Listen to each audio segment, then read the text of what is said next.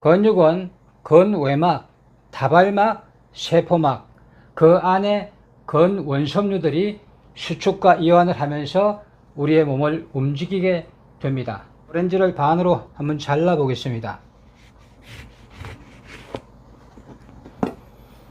자, 이렇게 보시게 되면 겉껍질이 있고 조각들도 이렇게 막에 쌓여져 있고 그 안에 알갱이들도 막에 쌓여져 있는 것을 볼 수가 있을 겁니다. 오렌지가 겉껍질이 있고 조각껍질이 있고 그 안에 알갱이도 껍질이 있듯이 우리의 근육도 반으로 잘라 보시게 되면 똑같이 되어져 있습니다. 막의 상태가 어떤 상태에 있느냐에 따라서 근육을 잘 사용할 수도 있고 못할 수도 있다는 것입니다. 우리의 몸이 근원섬유라면 우리가 입고 있는 옷이 근막이 되겠습니다. 3개의 옷을 입었다고 생각하시면 되겠습니다. 그런데 이 3개의 옷이 습한 재질로 되어 있을 때는 움직임에 큰 문제가 없습니다. 습한 옷이라 하더라도 얇거나 두꺼움에 따라서 움직임이 달라집니다. 습한 재질에서 만약에 삼배 재질로 바뀌게 되면 우리는 움직일 수가 없다는 것입니다. 명태로 설명을 드리게 되면 생태냐 말의 명태냐 아니면 중간에 코다리냐에 따라서 움직임이 결정되듯이 우리의 근육도 어떤 상태에 있느냐가 아주 중요합니다. 이 국수가 근세포가 되겠습니다. 세포막이 있죠. 막 안에 이렇게 수많은 국수가락이 근원섬유가 되겠습니다. 근원섬유를 하나를 쭉 빼게 되면 길쭉하게 되어 있죠. 실처럼 되어 있다고 근원섬유라고 부르는 것입니다. 근원섬유는 근절이라고 하는 마디마디로 되어 있어요. 1마디, 2마디, 3마디, 4마디, 5마디라고 하면 5개 쌍으로 되어 있다고 보시면 됩니다. 그러니까 한 쌍을 보게 되면 모든 쌍들이 같은 구조로 되어 있습니다. 어떻게 되어 있는가 하면 하나의 마이오신에 6개의 액틴이 양쪽으로 이렇게 있습니다. 이것이 바로 근 1마디가 되겠습니다. 그러면서 ATP라는 에너지를 가지고 마이오신이 양쪽에 있는 액틴을 자기 쪽으로 잡아당기게 됩니다. 이게 바로 수축입니다. 이렇게 되면서 우리의 모든 관절들이 움직이게 되면서 운동을 하고 춤을 추게 되는 것입니다. 이렇게 수축을 하게 되면 이쪽에는 수축입니다. 이쪽에는 이완입니다. 그런데 이 근육이 스스로 이완할 수는 없습니다. 여기서 다시 수축을 해줘야 근데 팔이 펴지게 되죠.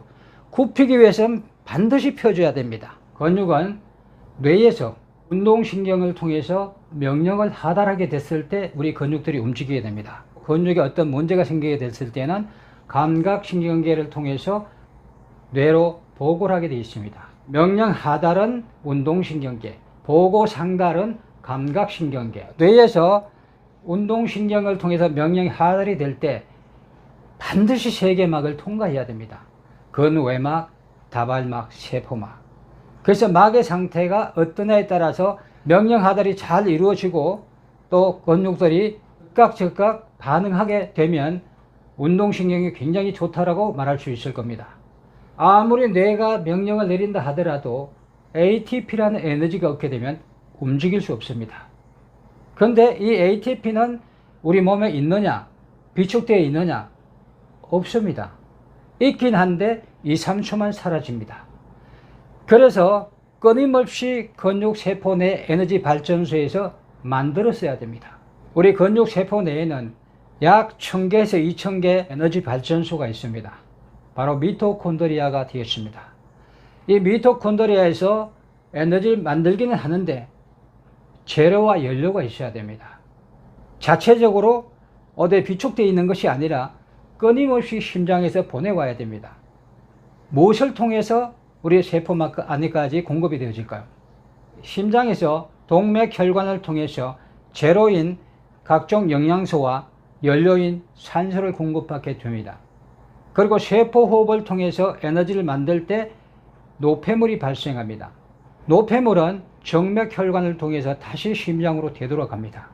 전체 혈관의 길이는 성인 기준에서 키가 크거나 적음에 따라서 차이가 있습니다만 약 12만 킬로 전후 좌심실에서 온몸 세포로 갔다가 다시 우심방으로 와서 우심실에서 폐순환을 거쳐 좌심방에서 좌심실로 돌아오는 시간이 안정시에서는 40초 전후, 운동시에는 20초 전후가 되겠습니다. 굉장히 빠르게 순환하죠. 그런데 이 혈관들도 들어가는 거 공급할 때도 3개 막을 통과해야 돼요. 외막, 다발막, 세포막. 그리고 빠져나가서 심장으로 돌아갈 때 정맥혈관도 3개 막을 통과해야 됩니다.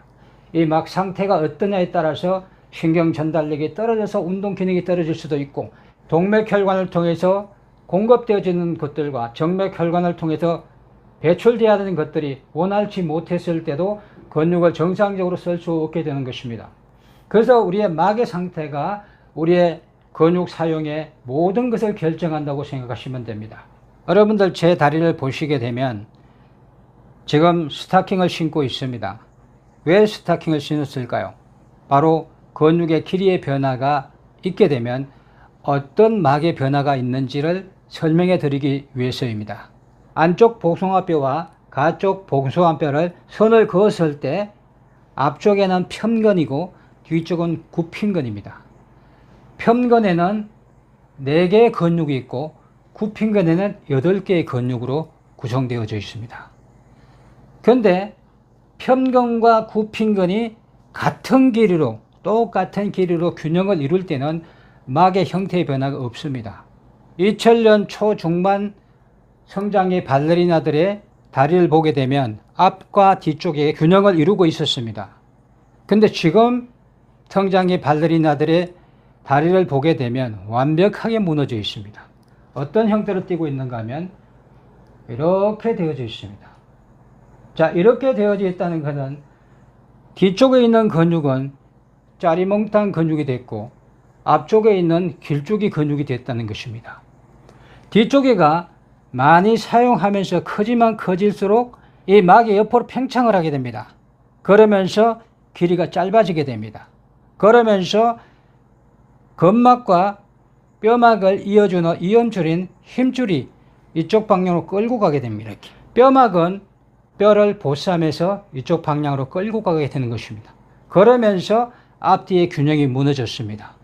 이렇게 됐을 때 근막은 어떤 변화를 일으키는가 하면 앞쪽에는 막의 형태가 이렇게 되어져 있어야 되는데 어떤 식으로 바뀌는가 하면 길쭉이가 된 만큼 이렇게 늘어나게 되죠.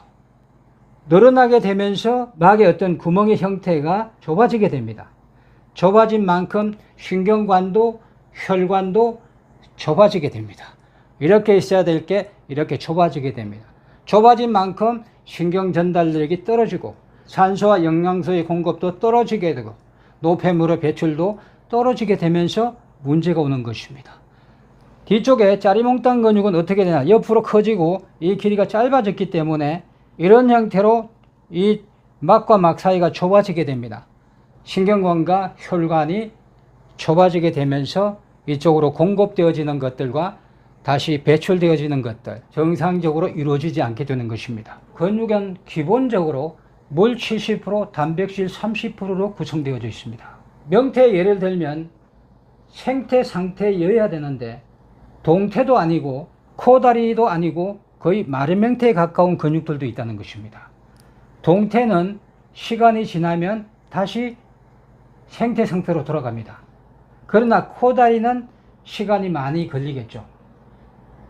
코다리까지는 그래도 다시 생태 상태로 돌아갈 여지가 있습니다. 그러나 코다리를 넘어서 마른 명태 쪽으로 기울면 기울수록 원상태로 돌아가기가 쉽지 않습니다.